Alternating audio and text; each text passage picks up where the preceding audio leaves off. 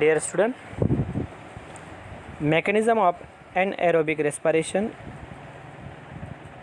of alcoholic fermentation.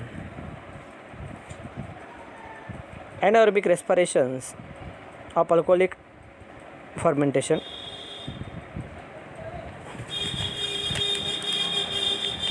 In this process, anaerobic respirations which take place with the cells, plant can perform the alcohol formations while the animal allow lactic acid fermentations, alcoholic fermentation, anaerobic breakdown of glucose into the ethyl alcohol and carbon dioxide in the presence of the enzymes secreted by the microorganisms like in yeast, bacteria and other prokaryotes. तर anaerobic रेस्पिरेशन्समध्ये त्या ठिकाणी oxygens are absent, aerobic respirations oxygens are present. तर anaerobic रेस्पिरेशनमध्ये glucose are breakdown to formation from the ethyl alcohol carbohydrates to convert from the ethyl alcohols. The participants are involvement from the microorganisms of yeast, bacteria and other prokaryotes.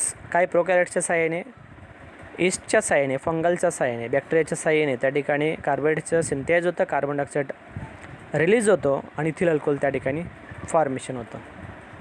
त्यालाच आपण anaerobic respiration असं म्हणतो. So breakdown of the glucose into the molecules of pyric acid in a glycolysis. तर ग्लुकोजचं conversion पायरिक ॲसिड्समध्ये होतं त्यावेळेस देखील त्या ठिकाणी कार्बन डायऑक्साईड्स हे रिलीज होणार आहे. So the synthase from the glycolysis cycle. Glycolysis सायकल्समध्ये सुद्धा आपण त्या ठिकाणी पाहतोय डिकार्बोक्सिलेशन ऑफ पायरिक ॲसिड्स. काय होतं या ठिकाणी अजून एक इम्पॉर्टंट डिकार्बोक्सिलेशन. डिकार्बोक्सिलेशन म्हणजे काय, तर कार्बन डायऑक्साईड जर असेल तर तो मात्र या ठिकाणी रिमूव्ह होणार आहे. Okay. Reproduction of the acetaldehyde or ethyl alcohol.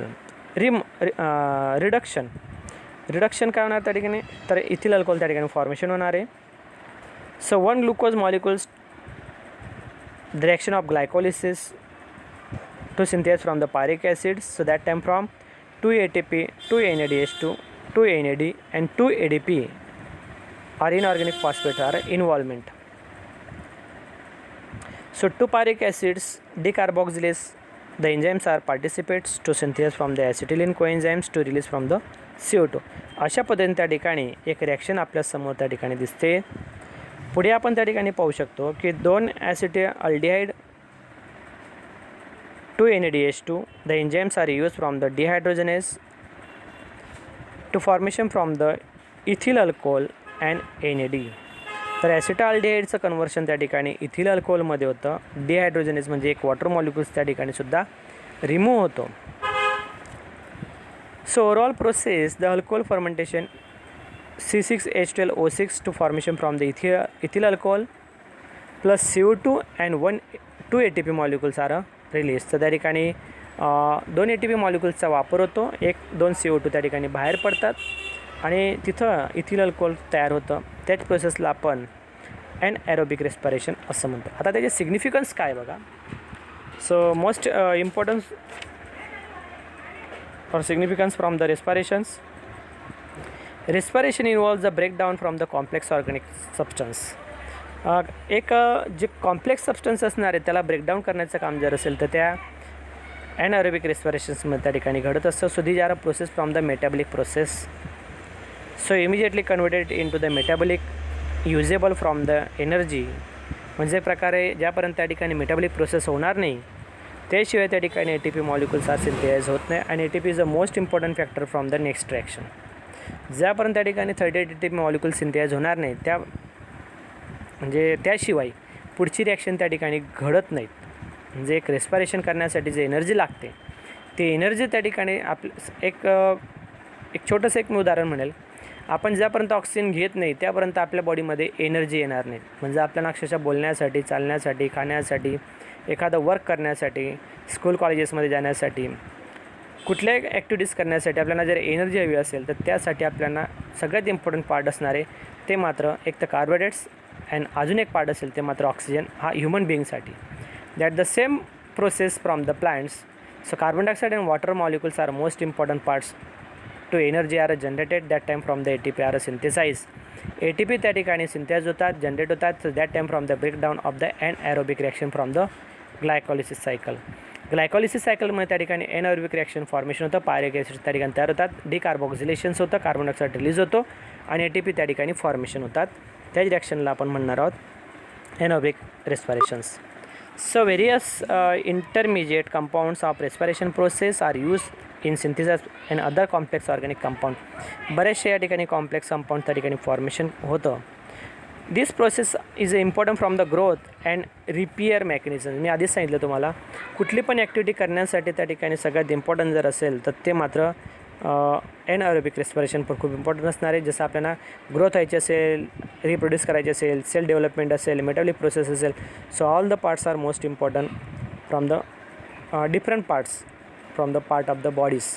म्हणजे काही ठिकाणी अल्कोहोलिक फॉर्मेशन करण्यासाठी म्हणा, इथिल अल्कोहोल फॉर्मेशन करण्यासाठी म्हणा, किंवा प्लांट्समध्ये बऱ्याचशा मेटाबॉलिक प्रोसेस होण्यासाठी सुद्धा त्या ठिकाणी इम्पॉर्टंट असणार आहे. आता difference between the anaerobic and aerobic respirations. या ठिकाणी आता आपण पाहतो आहे एक छोटासा पार्ट्स त्या ठिकाणी एनएरोबिक आणि एरोबिक रेस्पिरेशनमध्ये काय डिफरन्शिएट आहे. Aerobic respiration first it take place in all eukaryotic cells. All eukaryotic सेल्समध्ये त्या ठिकाणी प्रोसेस जर होते ते मात्र एरोबिक रेस्पिरेशन. तसंच या ठिकाणी प्रोकॅरियोटिक्समध्ये एनएरोबिक रेस्पिरेशन. आता प्रोकॅरियोटिक आणि युकॅरियोटिकमध्ये काय डिफरन्शिएट आहे ते तुम्हाला माहितीच आहे, तरी मी इन शॉर्ट सांगेल की प्रोकॅरियोटिकमध्ये न्यूक्लियस हा ॲबसेंट असतो आणि युकॅरियोटिकमध्ये न्यूक्लियस हा प्रेझेंट असणार आहे. मग या ठिकाणी प्रोकॅरियोटिकमध्ये DNA हा सिंगल स्टँडर्ड, कधी कधी त्या ठिकाणी डबल स्टँडर्ड हा फ्रीली असणार आहे. Second aerobic respiration it take place the presence of the air or oxygen. It take place in absence of oxygen. एरोबिकमध्ये ऑक्सिजन हा प्रेझेंट असतो आणि एनएरोबिकमध्ये ऑक्सिजन हा ॲब्सेंट असतो. Next differentiate complete the oxidation of the substrate. एरोबिकमध्ये oxidation होतं, complete process आहे, आणि एनएरोबिकमध्ये incomplete oxidations of substrate, incomplete आहेत. एरोबिकमध्ये एंड प्रोडक्ट CO2 आणि H2O आहे. तर end products are CO2 and alcohol from the organic acids किंवा अल्कोहोल. एनएरोबिकमध्ये CO2 आणि अल्कोहोल हे एंड प्रोडक्ट असणार आहे. तर एरोबिकमध्ये एंड प्रोडक्ट CO2 आणि H2O असणार आहे. एरोबिकमध्ये end product are easily remove from the cell. सेलमधनं सहज रिमूव्ह होतो. एरोबिक रेस्पिरेशन्समध्ये इझिली रिमूव्ह होणारा CO2 असणार आहेत. मात्र या ठिकाणी एनएरोबिकमध्ये end product are not remove easily, they are toxic of the cells. म्हणजे तो इझिली बाहेर पडत नाही, तर तो मात्र या ठिकाणी टॉक्झिक फॉर्म्समधनं त्या ठिकाणी तो बाहेर पडणार आहेत. आपणच पाहतो कॉन्सन्ट्रेटेड अल्कोहोलचं कॉन्सन्ट्रेशन किंवा इथिल अल्कोहोलचं कॉन्सन्ट्रेशन थोडंसं हाय असणार आहे. Okay. Aerobic respirations comparatively more energy is released, hence more efficiency of the 30 ATP molecules. आणि anaerobicमध्ये hence less efficient from the 2 ATP molecules. 2 ATP molecules anaerobic रेस्पिरेशनमध्ये, तर एरोबिक रेस्पिरेशनमध्ये 38 ATP मोलिक्युल्सचा त्या ठिकाणी वापर होत असतो. ओव्हरऑल रिॲक्शन एरोबिक रेस्पिरेशन जे तुम्ही पाहू शकता त्या ठिकाणी फोटोसिंथेसिसची अगदी सिंपल रिॲक्शन दिलेली आहे. C6H12O6 + 6O2 6CO2 + 6H2O to formation from the 38 ATP molecules. Overall reaction of the anaerobic respiration C6H12O6 plus ethyl alcohol to formation from the CO2 and twice twice ATP. 2 ATP molecules synthesized होत आहेत anaerobic रेस्पिरेशनमध्ये. तर 38 ATP molecules हे release होत आहेत ते मात्र aerobic रेस्पिरेशन्समध्ये.